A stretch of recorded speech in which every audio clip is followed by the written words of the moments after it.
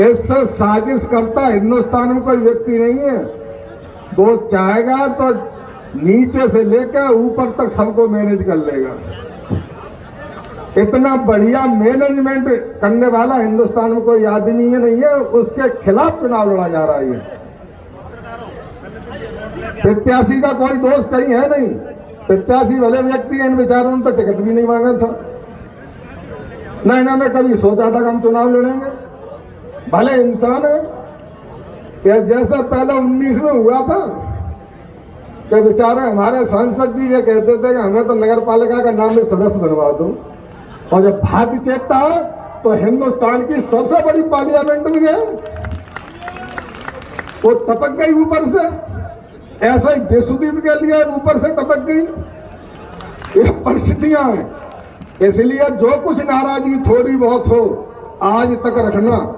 अब आज के बाद कोई नाराजगी मत रखना और ईमानदारी से भारतीय जनता पार्टी के प्रत्याशी को भारी बहुमत से भारी बहुमत से जिता देना। क्योंकि समाजवादी पार्टी के लोग बहुत षड्यंत्र करेंगे, बहुत चर्चाएं करेंगे। 2-3 दिन फेसबुक पर चला दिया कि हरिओम यादव जी तो वापस आ रहे हैं। पत्रकारों ने हम पूछा वापस आ रहे हैं? जिस पार्टी को लाद दे के भगे उसमें हम वापस जाएंगे? देखिए भारतीय जनता पार्टी के लोगों, हम तो नए इस पार्टी में, भाषण दे रहे आपको समझा रहे हैं।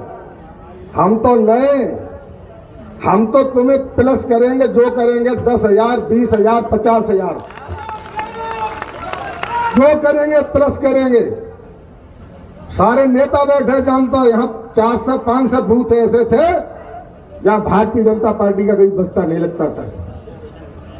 और अब की पहली बार जिले का कोई बूथ नहीं बचेगा जिसमें भारतीय जनता पार्टी का बस्ता भी लगेगा और वोट भी पड़ेगा। ये पहली बार होगा।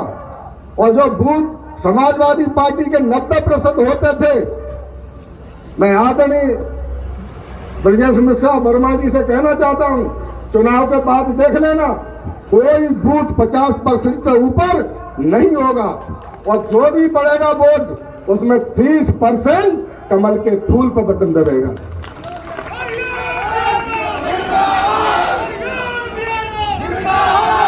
हमने विजय प्रताप से कहा ये तुम्हारी परीक्षा है।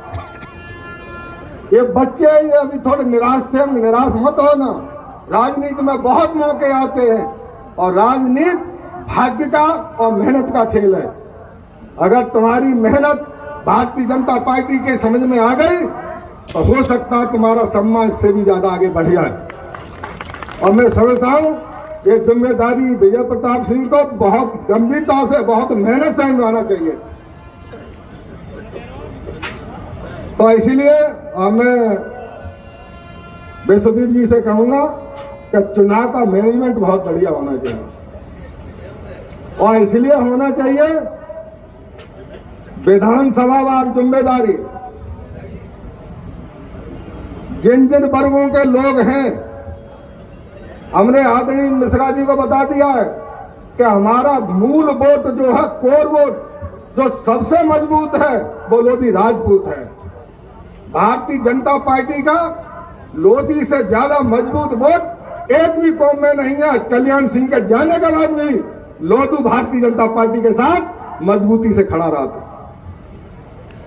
लेकिन थोड़ी बहुत निराशा है उस वोट में।